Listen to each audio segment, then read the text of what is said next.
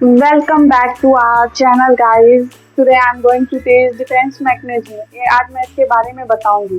Defence mechanism क्या होता है? डिफेंस मैकेनिज्म जब कोई व्यक्ति किसी कठिन परिस्थिति तनाव या दुख का सामना करता है तो उसका मन अपने आप ऐसी स्थिति को अपनाता है जिससे उसके मन को शांति मिले या मानसिक शांति मिले। तो इस प्रक्रिया को डिफेंस मैकेनिज्म कहते हैं। यह डिफेंस मैकेनिज्म कहलाती है। डिफेंस मैकेनिज्म दो पार्ट के होते हैं, पॉजिटिव डिफेंस मैकेनिज्म और नेगेटिव डिफेंस मैकेनिज्म। तो अब हम बात करते हैं पॉजिटिव डिफेंस मैकेनिज्म क्या होता है। पॉजिटिव डिफेंस मैकेनिज्म वे रक्षा युक्तियां जो व्यक्ति को किसी तनाव, दुख या किसी कठिन परिस्थिति से बाहर निकलने के लिए स्वस्थ, रचनात्मक एवं सामाजिक रूप से स्वीकार्य तरीकों को अपनाने में सहायता करती है। ऐसे डिफेंस मैकेनिज्म को हम पॉजिटिव डिफेंस मैकेनिज्म कहेंगे। पॉजिटिव डिफेंस मैकेनिज्म बहुत सारे होते हैं, जैसे कि सब्लिमेशन, कंपनसेशन, सब्स्टिट्यूशन, रेशनलाइजेशन और अनडूइंग, रिप्रेशन और ह्यूमर, ट्रांसफेरेंस और इंट्रोजेक्शन, रिप्रेशन, डेनियल, ये सब पॉजिटिव डिफेंस मैकेनिज्म हैं। अब आइडेंटिफिकेशन होता क्या है? आइडेंटिफिकेशन वह डिफेंस मैकेनिज्म है जिसमें कोई व्यक्ति किसी के जैसा बनना या उसके छवि में ढलना चाहता है। जैसे कोई बच्चा अपने पापा जैसा बनना चाहता है, उनका शर्ट पहनता है, वो घर पे नहीं रहते हैं तो उनके जैसा रिएक्शन देता है, उनके जैसा कुछ ऐसे काम करता है जैसे वो उनके जैसा बनना चाहता हो। और दूसरा एग्जाम्पल लेते हैं, जैसे कोई क्रिकेट लवर है तो वो विराट कोहली, धोनी जैसा बनना चाहता है, उनके जैसा बैटिंग बॉलिंग करना चाहता है तो सेम उन्हीं के जैसा खेलने का कोशिश करता है। सब्लिमेशन क्या है? सब्लिमेशन वह है जिसमें व्यक्ति अपने नकारात्मक भाव को अच्छे कार्यों में बदलता है। जैसे किसी व्यक्ति का किसी अपने करीबी व्यक्ति से उसका झगड़ा हो गया और वह इस गुस्सा का किसी और चीज में बदलना चाहे, गुस्सा को अपने ऊपर हावी होने नहीं देना चाह रहा है, तो उस गुस्से को कंट्रोल करने के लिए वो अपनी मनपसंद चीज करता है। जैसे आर्ट, किसी को आर्ट पसंद होता है तो वो आर्ट करने जाता है, किसी को सिंगिंग पसंद होता है, ज्यादा गुस्सा आने पर वो सिंगिंग करने लगता है, कोई योगा करता है, कोई एक्सरसाइज करता है। ऐसे ही बहुत सारी चीजें हैं जो अपने गुस्सा को दबाने के लिए व्यक्ति किसी और के कार्यों में अपना ध्यान लगा देता है। अब जानते हैं कंपनसेशन के बारे में। कंपनसेशन डिफेंस मैकेनिज्म का एक पार्ट है। इसमें क्या होता है? कंपनसेशन का मीनिंग होता है क्षतिपूर्ति। जब कोई व्यक्ति अपनी एक कमी को दूसरी योग्यता से पूरी करता है तो उसे हम कंपनसेशन कहेंगे। जैसे कोई छात्र हाइट में छोटा है लेकिन वह पढ़ने में काफी तेज है, तो इसे वह पढ़ाई के मामले में अपना एक अच्छा आइडेंटिटी बना सकता है। इसे हाइट से कोई मतलब नहीं है, किसी और क्षेत्र में अच्छा है तो वो उस क्षेत्र में अच्छा करके अपना एम टारगेट को अचीव कर सकता है। सब्स्टिट्यूशन क्या है? सब्स्टिट्यूशन में कोई व्यक्ति एक लक्ष्य ना मिलने पर जब दूसरा लक्ष्य अपना लेता है, जैसे कि वो MBBS का तैयारी कर रहा हो, सालों से वह मेहनत किया हो और उसका रिजल्ट नेगेटिव आ गया तो उसके माइंड पे बहुत बुरा इफेक्ट करता है, तो वो इसके कारण तनावग्रस्त हो सकता है। तो इस तनाव से बचने के लिए वो MBBS के पीछे दिमाग ना लगाकर वो BSc नर्सिंग को चुन लेता है, जिसकी वजह से MBBS की पढ़ाई की हुई, इतनी मेहनत से पढ़ाई की है तो उसने BSc नर्सिंग में फर्स्ट अटेम्प्ट में ही उसका रिजल्ट आ जाता है। तो MBBS को छोड़कर वह BSc नर्सिंग में खूब मेहनत करता है और उसमें आगे बढ़ता है। ह्यूमर क्या है? ह्यूमर का मीनिंग होता है हास्यकरण। जब व्यक्ति किसी तनाव से बचने के लिए हंसी ठिठोली को अपना सहारा बनाता है। जैसे किसी छात्र को परीक्षा का तनाव है, परीक्षा निकट आ गई और उसे बहुत डर लग रहा है, तनावग्रस्त हो जा रहा है, तो वो अपने दोस्तों के साथ बैठकर हंसी ठिठोली करता है, उनके साथ मजाक करता है, हल्की फल्की मस्तियां करता है, जिसकी वजह से तनाव को कुछ देर के लिए भूल जाता है और उसे पढ़ाई की ओर अग्रसर होता है। इसी को हम ह्यूमर कहते हैं।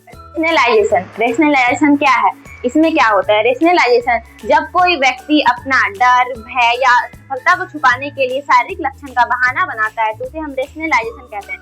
जैसे कोई छात्र, उसके विद्यालय में एग्जाम होने वाली है या फिर कोई टेस्ट होने वाला है और उसने कुछ नहीं पढ़ा तो डर के मारे वो घर में झूठ बोलता है कि मेरे पेट में दर्द हो रहा है या फिर सर में दर्द हो रहा है जिसके कारण मैं आज स्कूल नहीं जाऊंगा। ये एक रेशनलाइजेशन का एग्जाम्पल है।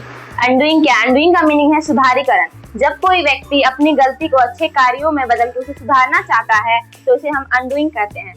जैसे कि कोई व्यक्ति किसी को अपशब्द बोल या कुछ बुरा व्यवहार कर रहा है उसके साथ, उसके बाद उससे जाके माफी मांगना, उसे क्षमा मांगना अनडूइंग का एक एग्जाम्पल है। आता है ट्रांसफेरेंस क्या है? ट्रांसफेरेंस अपनी भावनाओं को दूसरों पर स्थानांतरित करना। जैसे एक औरत है, उसके बच्चे की हाल ही में डेथ हो गई है तो वो किसी और बच्चों में अपने बच्चों की छवि देखने लगती है, उसे अपना बच्चा समझने लगती है, इसे ट्रांसफेरेंस कहते हैं। डेनियल क्या है? डेनियल का मीनिंग होता है डिनाई, जैसे इनकार करना, किसी चीज से मना करना।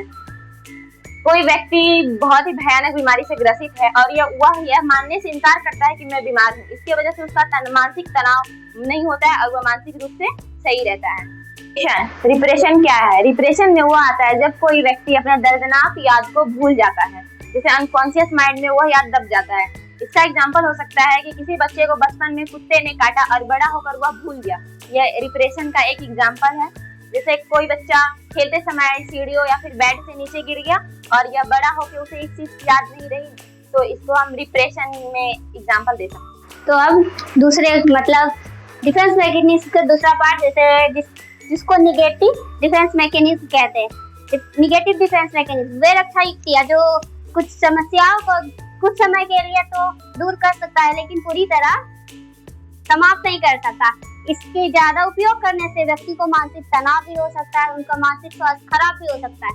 इसी को निगेटिव डिफेंस मैकेनिज्म कहेंगे। निगेटिव डिफेंस मैकेनिज्म के बहुत सारे टाइप है। तो पहला आता है सुप्रेसर।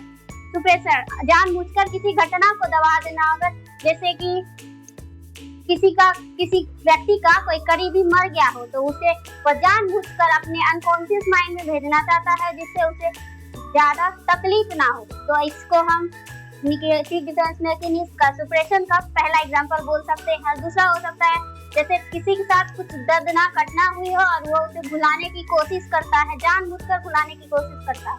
डिस्प्लेसमेंट मतलब कहीं का गुस्सा कहीं और उतार देना। गुस्सा कहीं और से आया हो और गुस्सा कहीं और जाके उतर जाए। जैसे कि ऑफिस में बॉस ने डांटा तो घर आके उसने अपने पत्नी और अपने बच्चे पर अपना गुस्सा निकाल दिया। दूसरा हो सकता है स्टूडेंट है, विद्यार्थी है, इसको स्कूल में टीचर ने डांटा तो वो अपने गुस्से को अपने छोटे भाई पे आके घर में उतार देता है। तो विड्रॉल के बारे में जानते हैं। विड्रॉल जिसमें वो सबसे दूर हो जाता है। जैसे अगर परीक्षा में फेल हो जाने के वजह से छात्र अपने दोस्त से मिलना जुलना बंद कर देता है। हम रिएक्शन फॉर्मेशन के बारे में जानते हैं जो निगेटिव का एक पार्ट है, टाइप है।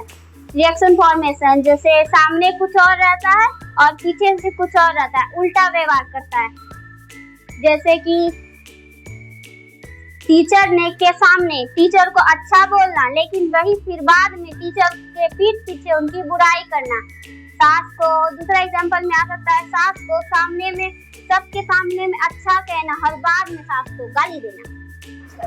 तो अब जानते हैं कन्वर्जन के बारे में। कन्वर्जन जिसमें व्यक्ति मानसिक तनाव जो उसका मानसिक तनाव होता है वो उसमें शारीरिक लक्षण में बदल जाता है। जैसे अगर परीक्षा का बहुत ज्यादा तनाव हो गया हो तो लेकिन परीक्षा के दिन उसका हाथ जो है परीक्षा के लिखते समय कांपने लगता है। प्रोजेक्शन तो अब हम प्रोजेक्शन के बारे में जानते हैं। अपनी प्रोजेक्शन का मतलब है अपनी गलती का दोष किसी और पे डाल देना। अगर परीक्षा में नंबर कम आए या फेल हो जाए तो दोष डालना कि syllabus out of syllabus question आया था, या फेल हो जाने पर बोलना कि सर ने मुझे ये पढ़ाया ही नहीं।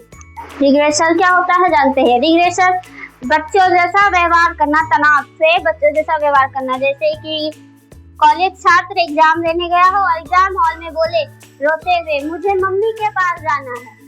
डिसोसिएशन के बारे में जानते हैं। बहुत ज्यादा दुर्घटना हो, कुछ दुर्घटना को बहुत जल्दी ही भूल जाना, जैसे थोड़ी देर के लिए याददाश्त खो जाना। एग्जाम्पल में बोल सकते हैं किसी के साथ दुर्घटना हुई हो तो वह कुछ समय के लिए अपना नाम भूल सकता है या उसके साथ क्या घटना हुई है वो भूल जाता है। फैंटेसी के बारे में जानते हैं। असल समस्या होती है ना, उससे बचने के लिए वो कल्पना में जीने लगता है।